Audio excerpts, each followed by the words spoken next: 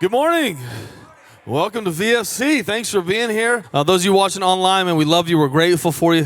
Thanks for watching wherever you're watching from. We're not in a series today, which I'm actually excited about because I've been wanting to preach about the Valley of Dry Bones for about 6 months. But you know, we stay within our series, and so I've been pretty stoked about this. And then next week, Pastor Travis Jones is preaching.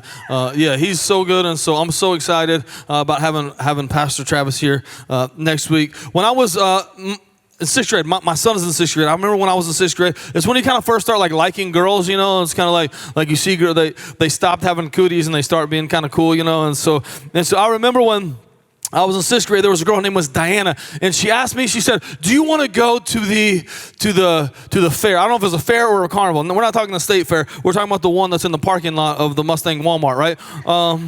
Not the super center, that's there now. It's the old school Walmart, right? And so I'm like, oh, of course I do. Like, so I'm in sixth grade, and I like girls now, and I like you, so I am there. So I didn't tell my mom that.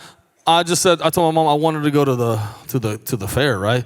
And so she said, I got to do some grocery shopping. I'll drop you off. You can stay while I grocery shop, which is like for me, I'm just telling you, that was a big deal. And so my mom drops me off, and there she is across the parking lot, Diana. I was like, oh, this is a dream. This is gonna be great.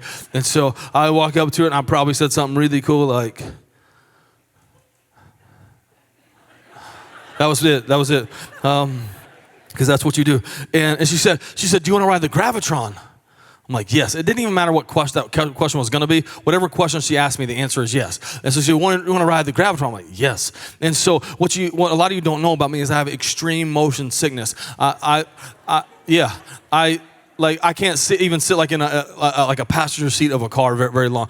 Airplanes, I take so much Dramamine to get on an airplane. Like, I can't do roller coasters, and so I'm in sixth grade. I'm not fully aware of my issues at that point in my life, and so I get on this ride called the Gravitron, and it's the one that it's just like looks like a little spaceship, and it starts spinning around 1,000,000 miles an hour, and it sticks you to the wall, and then the floor drops out, and so we start spinning, and I'm like, I got all these butterflies in my stomach because I'm standing next to Diana, and I like her, and we're in sixth grade, and like it's like my first whatever thing that I like a girl, right? And so I got these butterflies in my stomach, and then all of a sudden, something else was in my stomach. It wasn't butterflies. It was like, I was like, oh no. And so then it feels like I'm on that thing for like 4 hours. I'm sweaty. This is just sixth grade, sweaty. I get off that. I want nothing to do with her at that point. I get off, and I go down a little ramp, and I get to the Walmart parking lot. And I start throwing up all over that Walmart parking lot. Man, little sixth grade Adam, it was embarrassing.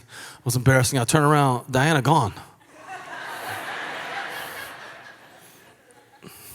My mom came and picked me up. She said, you okay? I'm like, no, I'm not. I lost my first love and my lunch at the same time. Hopeless and helpless situation. Today, we're going to talk about hopeless situations. Is there any hope in your hopelessness? We're going to study a passage from the book of Ezekiel. I'm going to give you a little bit of historical context. Those of you, if you've been coming a long time, I talk about this a lot. So if you remember, the Israelites were slaves to the Egyptians for 400 years. And then God calls Moses to bring the people out of Egypt, right? And take them to the promised land. But Moses, they wander in the wilderness for 40 years. He doesn't ever get to take them into the promised land. It's Joshua that leads them into the promised land. And the Israelites, they have 800 years of freedom. And then there's a time of judges, and there's a time of prophets, but they begin to increasingly live for themselves as opposed to living for God. And then they begin to create and worship idols. And they're indulging in this hedonistic lifestyle that looks like nothing like the Lord created them to do or honors him in any way. And then now 800 years of freedom, and the Babylonians begin to attack them. Over time, the Babylonians destroy their capital city of Jerusalem. They destroy the temple, and they begin to take them slaves. And over time, all of Israel becomes slaves to the Babylonians. We're going to pick up In Ezekiel chapter 37, this is a vision that God is giving his prophet Ezekiel. They've been in captivity about 4 or 5 years at this time. It says, the hand of the Lord was on me, and he brought me out by the Spirit of the Lord and set me in the middle of the valley. It was full of bones. He led me back and forth among them. I saw a great many bones on the floor of the valley, bones that were very dry. He asked me, Son of man, can these bones live? I said, Sovereign Lord, you alone know. Then he said to me, prophesy to these bones and say to them, dry bones, hear the word of the Lord. This is what the sovereign Lord says to the bones. I will make breath enter you, and you will come to life. I will attach tendons to you and make flesh come upon you and cover you with skin. I will put breath in you, and you will come to life. Then you will know that I am the Lord. So I prophesied as I was commanded. As I was prophesying, there was a noise, a rattling sound. Everybody say rattle. And the bones came together, bone to bone. I looked, and the tendons and flesh appeared on them, and skin covered them. But there was no breath in them. Then he said to me, prophesy to the breath. Prophesy, son of man, and say to it, this is what the sovereign Lord says. Come, breath, from the four winds, and breathe into these slain that they may live. So I prophesied as he commanded me, and breath entered them. They came to life and stood up on their feet, a vast army. Then he said to me, Son of man, these bones are the people of Israel. This is powerful. They say, our bones are dried up and our hope is gone. We are cut off. Therefore prophesy and say to them, this is what the sovereign Lord says, my people, I am going to open your graves and bring you up from them. I will bring you back to the land of Israel. Then you, my people, will know that I am the Lord. When I open your graves and bring you up from them, I will put my spirit in you and you will live. I will settle you in your own land.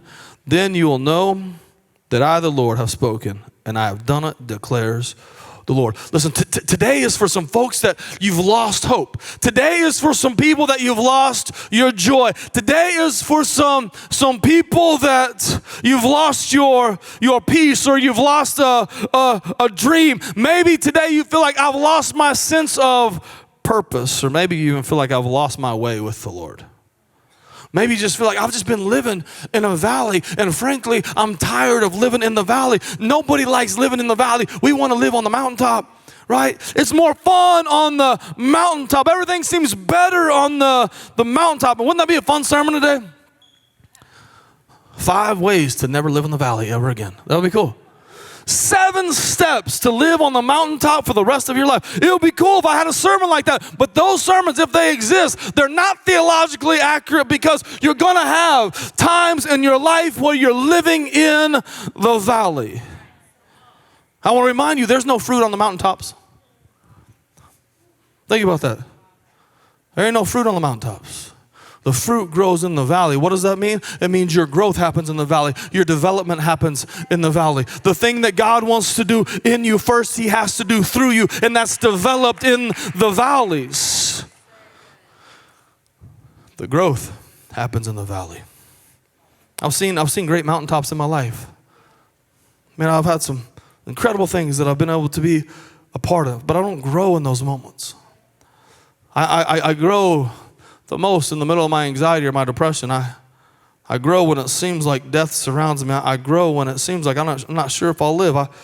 I grow when it seems like everything that we try to do fails miserably. That's when I've grown the most. And it's the growth in the valley that makes me appreciate the glory of God on the mountaintop. It would be great if you could live mountaintop to mountaintop, but without the valley, you can't even appreciate what God is doing on the top of the mountains. God reminds us in Psalms 23 that even though we walk through, everybody say the word through. That's key in this passage. Through the valley of the shadow of death, I will fear no evil because he is with me. First of all, if you're walking in the valley, you feel like I want to be on the the mountaintop. I don't like the valley. I don't like the growth season. I want you to understand, if you're walking in the valley, do not stop. You're not, the Lord doesn't lead you to the valley. The Lord leads you through the valley. Like some of you feel like, I'm living in hell. My life is hell right now. Just don't stop. Keep on walking. Keep on moving. Stay close to the Lord and he will take you through it. And you'll always get to the other side as long as you're with Jesus. And we also know that the Lord is with you. Check this out, verse 1, Ezekiel 37. Let's break it down. The hand of the Lord was on me, and he brought me out by the Spirit of the Lord and set me in the middle of the valley. It was full of bones. He led me back and forth among them.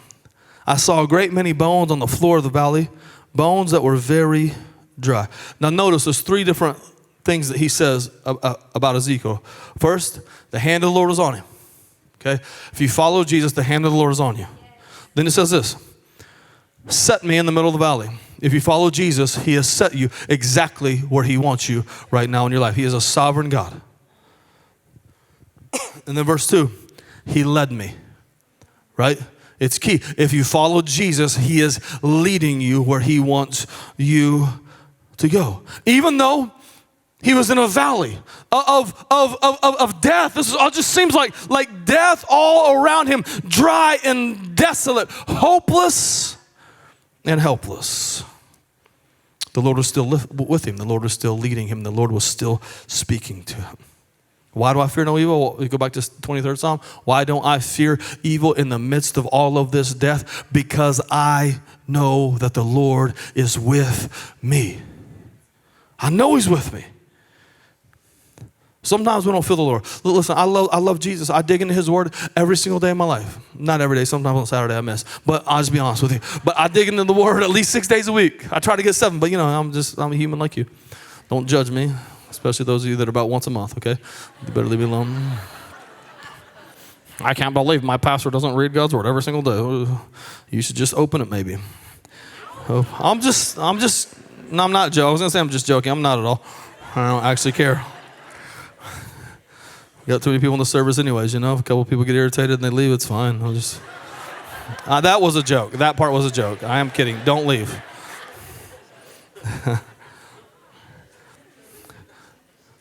I dig into his word every day.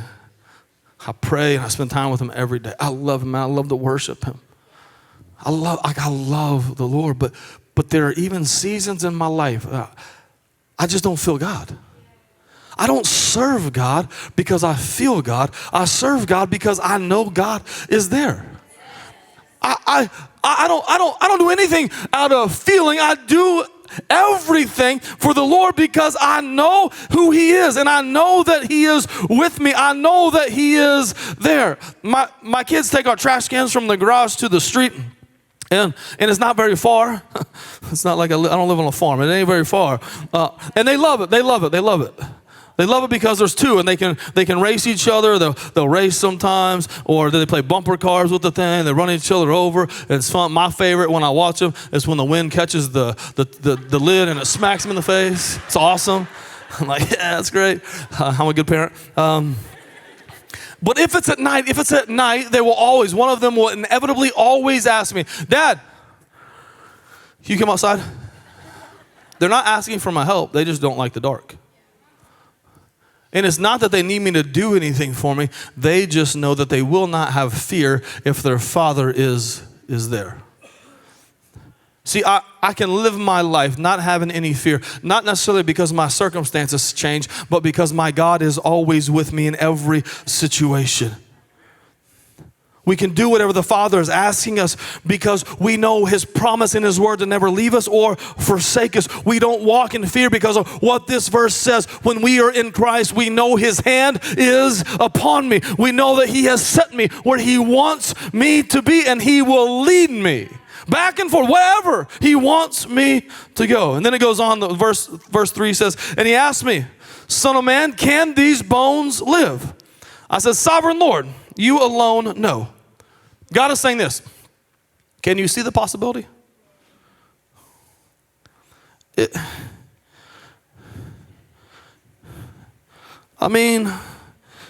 there was ever a situation that felt hopeless. A valley of dry bones, beginning to rattle and come back together again. The tendons attaching themselves and flesh growing on it, and then breath being breathed in. If there was ever a situation that seemed hopeless, isn't this it? Like, come on, I mean, this is ridiculous. Like, we may know how it ends and already read how it ends, but the reality is, this is insane. And God is saying, can you see it? And I love Ezekiel's answer because it's not really an answer. He kind of masters the non-answer. He doesn't want to have a lack of faith and say, no, I don't see it. Or he doesn't want to say, I don't even understand what you're asking me, Lord. He just says this. He says, you know. Right. I love the non-answer. I've learned to master the non-answers with my kids. My daughter the other day, she said, Daddy, have you ever cussed in your life? I said, London, why would you ever think that I've ever cussed in my life? Come on, don't ask stuff like that. That's silly questions. And she's like, okay, Daddy. And I said, whew. Thank God it ended there. Ezekiel didn't answer for himself. He said, only you know, God. And God is not trying to question him because God is confused or he needs an answer. God questions him because he's trying to teach him something. And there's so much uncertainty in Ezekiel's answer, except he is absolutely certain that God knows. And sometimes that's all God needs. I don't know, but I know that you know. Sometimes that's the best place to be. I don't know, but God, I know that you know, because it's acknowledging my weakness and his power. My lack of intellect and his knowledge of all things. Dry bones, they seem impossible to come back to life. And I'm curious, maybe if you feel like you're walking through the valley of dry bones right now. I wonder if this is what your marriage looks like. The Lord says, do you see a possibility of restoration? And all you can see is this. And you say, what are you talking about? This is death. This is desolate. This is dried up for a long time. You don't have to know, but you can say, God, I know that you know. Some of you, your finances right now, your bills keep piling up, and it feels like you're living in a valley of dry bones. You don't have any money in your account, but the bills keep on coming. And then the Lord says, can you see a possibility that I'll bless you financially? And right now, this is what it looks like. Some of you going to the doctor week after week, month after month. Another report. Another sickness, another illness. And the Lord says, can you see the possibility of healing? And you're thinking, I don't know, but I know you know. Your kids that have been walking away from the Lord for not just years now, but maybe even decades. And the Lord says, can you see the possibility? And you say, I don't know, but you know. Some of you have been battling that depression now and that anxiety. And for a while, you had a lot of faith that the Lord could restore you and the Lord could heal you. But right now, it just seems like it's just another episode, another anxiety attack. It seems like the walls keep closing in more and more. And it just feels like I'm living in a valley of dry bones. And you're saying, God, I don't know. But I know that you know. I know that you know.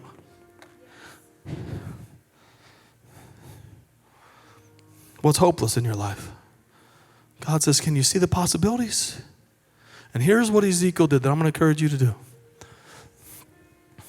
First, he acknowledged that only the Lord knows. But then, he stayed with the Lord. He listened to the Lord, and he obeyed the Lord.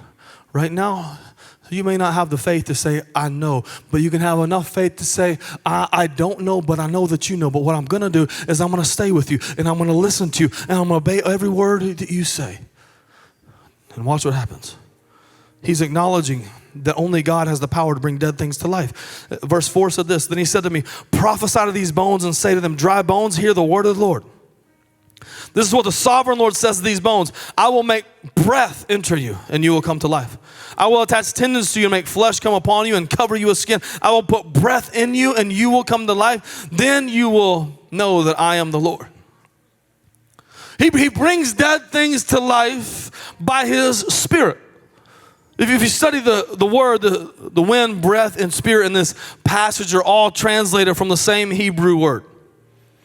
It's a word that not only speaks to our literal breath, but it also speaks of the Spirit of God who gives us that breath. It's the same word that is used when God breathed life into Adam. It's the same Spirit that came upon Jesus at his baptism, that empowered him to heal the sick, to cast out demons, that the same Spirit that raised him from the dead. And if that same Spirit can raise Jesus from the dead, then the Spirit of God can make dead things alive again in your life. Romans 8:11 says, the Spirit of him who raised Jesus from the dead is living in you. He who raised Christ from the dead will also give life to your mortal bodies because of his Spirit who lives in you. The Spirit that raised Jesus from the dead is in us. There's a lot of great feelings as a dude. One of them is when your son goes into the refrigerator and he pulls out a pickle jar. He tries to open that thing and he can't get it open. And then his little sister, who thinks she's a lot tougher than she is, says, I got it. Give me that thing, I got it. And then she can't get it budged. Then their mom, who's pretty tough, but ain't that tough. She tries, she can't get it open. And I'm not in the room, but I know what's going on. And I just stroll in there like I don't know what's going on. Like this. Y'all need anything? What's going on here? You need some help with something? What? Daddy, can you open this pickle jar? I mean, I don't know. It looks pretty tough. Pretty tough. Y'all couldn't get it, I guess. I mean, I'll give it a shot. Y'all remember like the Power Team back in the day, or Team Impact? Y'all remember those guys? That's how I act. Don't judge me. If I get that jar, I gotta take my jacket off. You remember how they always did that? I'm gonna take my jacket off. Get my jacket off.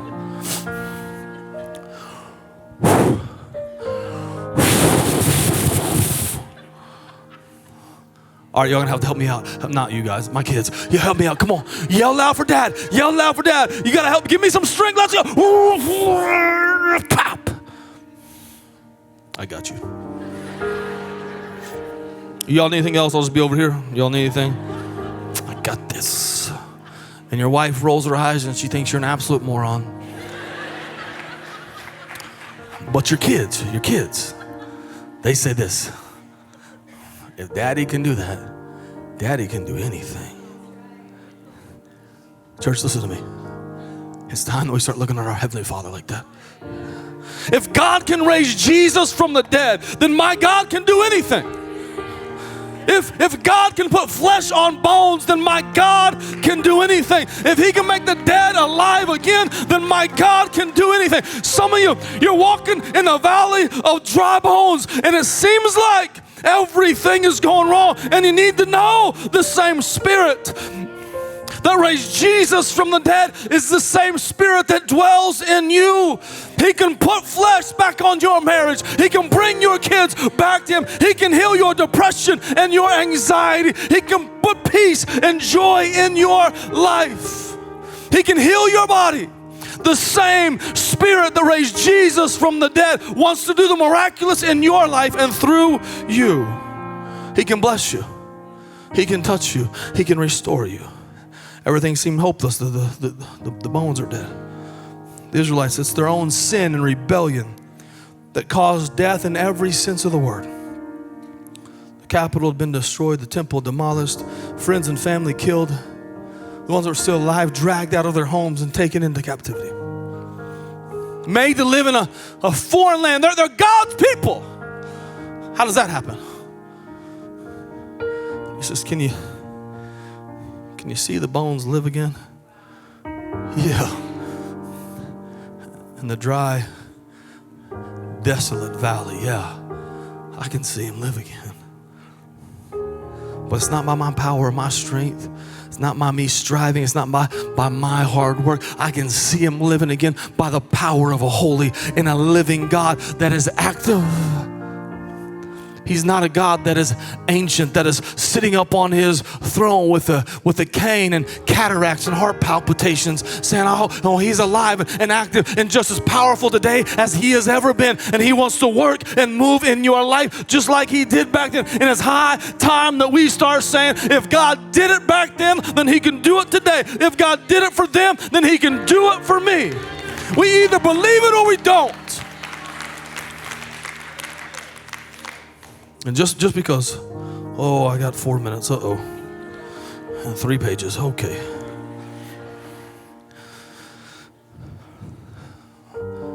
Just because we don't strive and just because nothing happens in our own power does not also mean that we don't have a role to play in our miracle.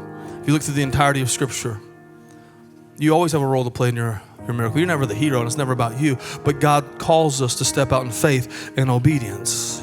See, he brings dead things to life through our obedience. He tells Ezekiel, you need to prophesy. Verse 7 said this, so I prophesied and I was commanded, and as I was prophesying there was a noise, a rattling sound, and the bones came together, bone to bone. I looked and tendons and flesh appeared on them, skin covered them, but there was no breath in them. Then he said to me, prophesy to the breath. Prophesy, son of man, and say to it, this is what the sovereign Lord says, come breath from the four winds and breathe into these slain that they may live. Powerful. So I prophesied as he commanded me, and breath entered them. They came to life and stood up on their feet, a vast army. Then he said to me, son of man, these bones are the people of Israel. They say, and this is some of you, our bones are dried up and our hope is gone. We are cut off. Some of you feel like that. I've been cut off. I was once living in the blessings of God, but in my own sin and my own mistakes, I've been cut off. It's hopeless now. No. Therefore prophesy and say to them, this is what the sovereign Lord says, my people, I'm going to open up your graves and bring you up from there. I will bring you back to the land of Israel. He had to speak it. The Lord did not say, go talk about the bones. He said, speak to them.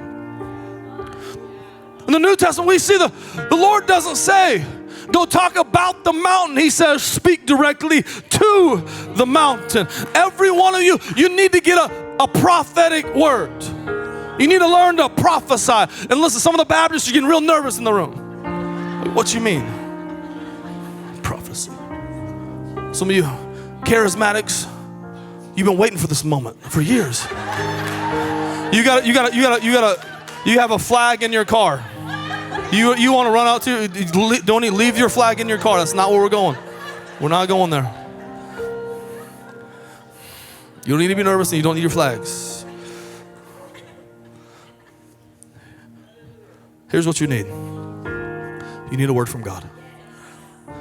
The Bible speaks to every single situation in your life. You need to begin to speak God's word over your hopelessness and helplessness. You need to speak His word over your life, over your family, over your body, over your mind, over your insecurities, over your addictions. Get a word and prophesy that word from Scripture every single day. Like, dudes, go get your wife's lipstick and write your Scripture on the mirror. Would it be better if this liner? Would that be better? Lip liner? Yeah. Dry erase marker would be fine. It's not as fun for sermon's sake, but whatever.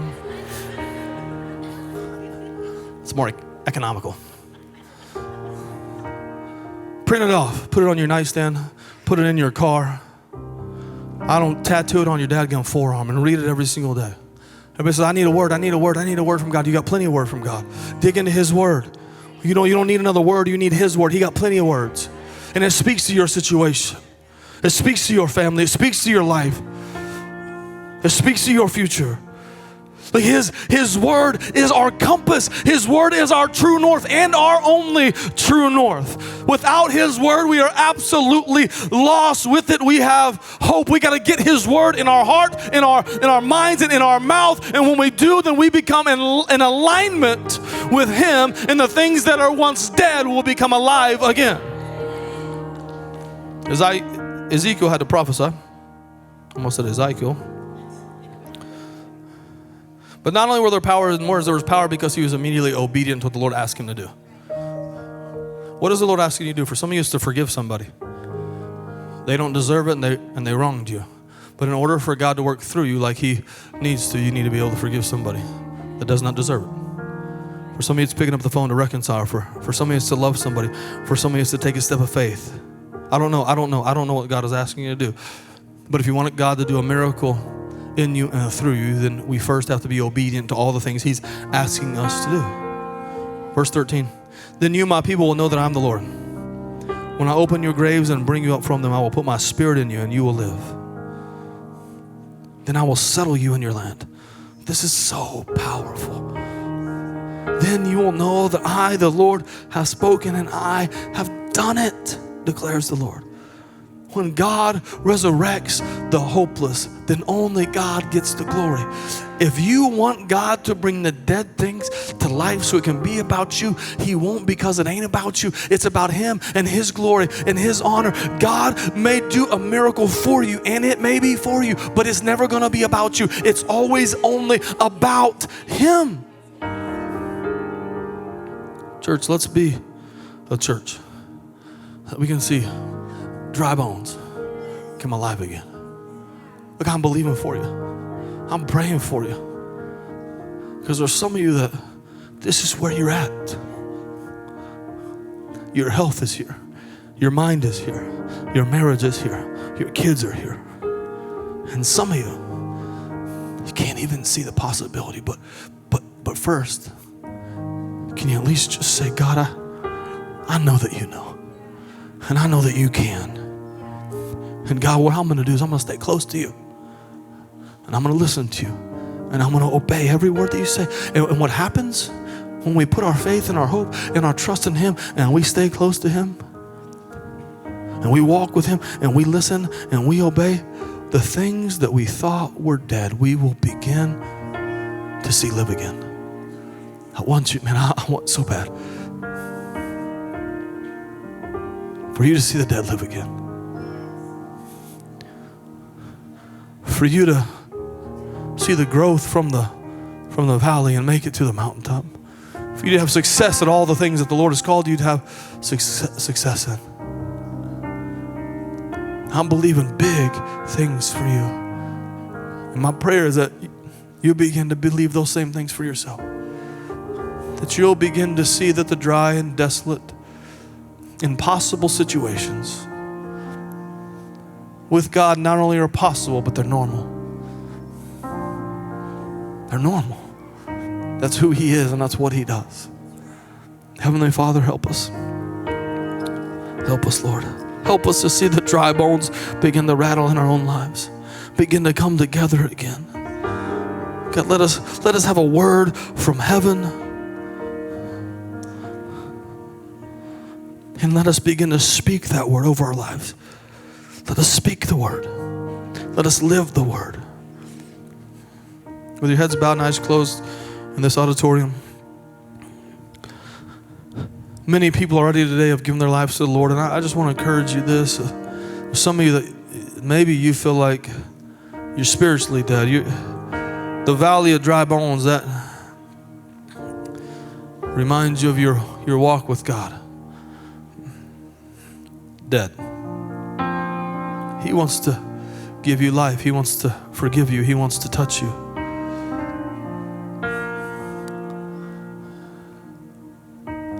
He has a purpose and a destiny for you. Our act of obedience and giving our lives to the Lord is simply acknowledging that we've messed up, that we've sinned, and that he went to the cross and took our punishment, that he died so we could live.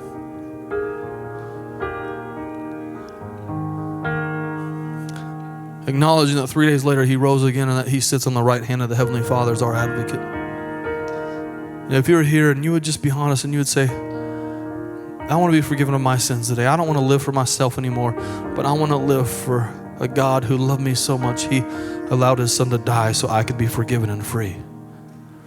So I could have eternity secure in heaven, so I can live a life of purpose here on this earth. If that's you across this room, you say, I want to be forgiven of my sins. I want to begin walking with the Lord. Would you slip your hand up in the air so I can pray for you real fast? Thanks, thanks, thanks. Bunch of folks, amen. Balcony all over, amen. Oh, wait, just another second. If that's you, just slip your hand up. Just put it up real high, and then you can put it right back down. Thanks. Thanks. Amen. All over the room. Amen. Everybody in the room, pray this prayer together with me. Heavenly Father, thank you for Jesus. Thank you for the cross and the resurrection. Thank you for taking my place, my punishment, so I could be forgiven and I could be free. I don't want to live for me anymore. I want to live for you. I'm going to follow you every single day of my life. My life is not my own. It is now yours. Thank you for rescuing me, for saving me. In Jesus' name, amen. Hey, thanks so much for jumping on our YouTube page. My name is Adam. I'm the pastor here at Victory Family Church. This is my wife, Christy. I just want to say welcome to the family. We talk about family a lot here. Now you're a part of the family on YouTube. And so hopefully the content here will help you, challenge you, encourage you, or maybe even make you laugh a little bit. So subscribe. We'd love to have you. Have an awesome day.